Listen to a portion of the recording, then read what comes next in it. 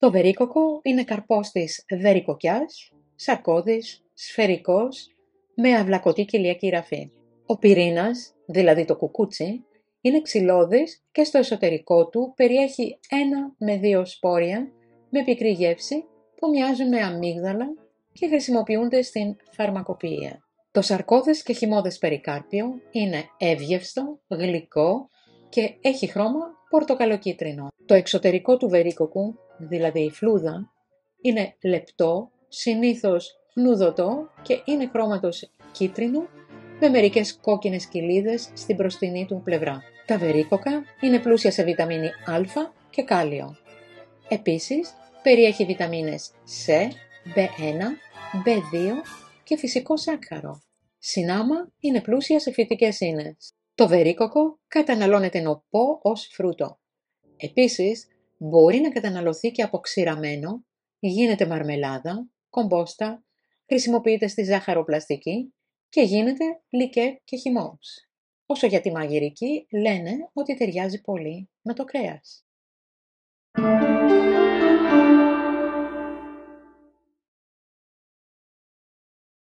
Τα βερίκοκα βελτιώνουν την εντερική λειτουργία. Περιέχουν σημαντική ποσότητα φυσικών ινών, είτε καταναλωθεί ομό, είτε στην αποξηρωμένη μορφή του. Ως εκ τούτου, συμβάλλει στην αντιμετώπιση της δυσκολιότητας, ενώ λόγω των διαλυτών φυτικών ινών που περιέχει, δρά προστατευτικά και στην καρδιακή λειτουργία και μειώνει τη χολυστερίνη. Το βερίκοκο είναι πλούσιο σε β-καροτένιο, το οποίο μετατρέπεται σε βιταμίνη Α και παίζει σημαντικό ρόλο στην καλή υγεία της καρδιάς, καθώς καταπολεμά τις ελεύθερες ρίζες, μειώνει την LDL, κακή χολυστερόλη, και έτσι μας προστατεύει από μελλοντικό έμφραγμα του μυοκαρδίου ή εμφάνιση άλλων καρδιακών νόσων. Το βερίκοκο ρίχνει τον πυρετό. Αν εμφανίσετε πυρετό την άνοιξη ή το καλοκαίρι, το βερίκοκο μπορεί να σας δώσει τη λύση. Πολτοποιήστε μερικά βερίκοκα μαζί με μέλι και νερό και πιείτε το χυμό τους. Θα σας ενυδατώσει, θα σας χαρίσει απαραίτητα θρεπτικά συστατικά και θα μειώσει τις τοξίνες του σώματος. Κάνει καλό στην ανεμία. Η περιεκτικότητά του σε σίδηρο, 5% της συνιστόμενης ημερήσιας δόσης στα 2 βερίκοκα, μπορεί να δράσει βοηθητικά σε όσους πάσχουν από ανεμία. Ακόμη, η μικρή αλλά σημαντική περιεκτικότητα του φρούτου σε χαλκό βοηθάει το σίδηρο να κυκλοφορήσει σε όλο το σώμα. Βοηθάει την επιδερμίδα. Η β-καροτίνη, γνωστή και ως προβιταμίνη Α, που μετατρέπεται σε βιταμίνη Α στο σώμα μας, είναι σημαντική για την υγεία του δέρματός μας. Και αυτό γιατί παίζει σημαντικό ρόλο στη βελτίωση και την ανάπτυξη ιστών, καταπολεμώντας τα εξανθήματα και βελτιώνοντας την υφή του δέρματος. Βοηθάει στην όραση. Η έλλειψη της βιταμίνης Α μπορεί να προκαλέσει κακή νυχτερινή και γενικότερα αποδυναμωμένη όραση. Αντιθέτως, η επαρκής λήψη της μπορεί να διατηρήσει την υγεία της όρασής μας, αποτρέποντας την εμφάνιση εκφύλισης της οχράς κοιλίδας ή του καταράκτη στο μέλλον, ή ακόμη και να τη βελτιώσει σε ορισμένες περιπτώσεις. Χάρη στη χαμηλή θερμιδική του αξία, μόλις 48 θερμίδες στα 2 βερίκοκα, το φρούτο αυτό συνιστάται σε όσους ακολουθούν κάποια δίαιτα.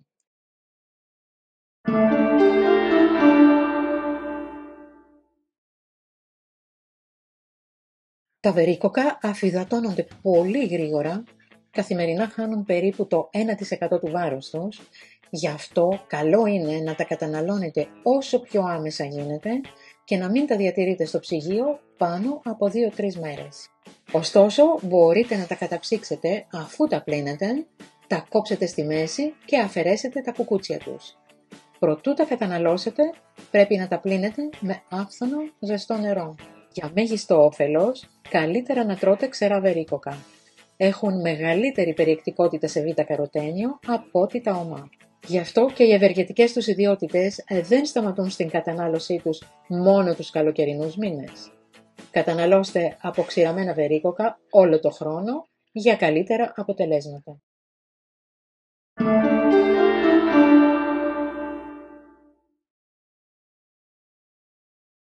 Τα αποξηραμένα βερίκοκα είναι πηγή προβιταμίνης Α και φυτικών ινών. Επιλέγετε εντελώς ώριμα βερίκοκα, και τα πλένετε καλά. Μην τα ξεφλουδίσετε.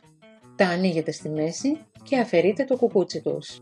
Τα εμβαπτίζετε σε διάλειμμα ασκορβικού οξέως ή άλλο αντιμικροβιακό για 10 λεπτά και μετά τα στραγγίζετε καλά. Τα τοποθετείτε σε μία στρώση, σε δίσκο ξύρανσης, με το κύλο μέρος προς τα πάνω. Τα αφήνετε στον φούρνο μέχρι να γίνουν μαλακά και εύκαμπτα, σαν δέρμα. Όταν τα κόψετε, δεν θα πρέπει να υπάρχει υγρασία στη μέση της τομής τους. Χρόνος ξύρανσης, 24 έως 36 ώρες.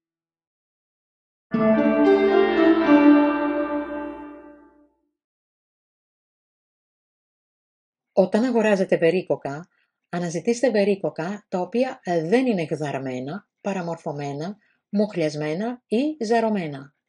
Αγοράστε μόνο ό,τι θέλετε να καταναλώσετε τις αμέσως επόμενες ημέρες.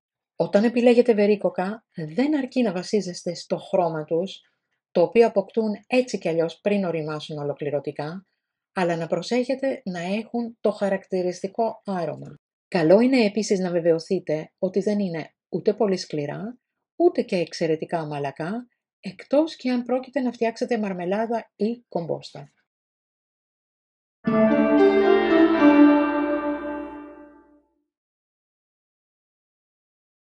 Το βερίκοκο κατάγεται από τη Βόρεια Κίνα, Μαντζουρία και Μογγολία και ήρθε στην Ευρώπη από την Αρμενία, από όπου πήρε και το όνομά του. Η καλλιέργειά του ήταν γνωστή στην Κίνα από το 2200 π.Χ. και φαίνεται ότι μεταφέρθηκε στην Ελλάδα από τον Μέγα Αλέξανδρο, γιατί δεν αναφέρεται από τον Θεόφραστο.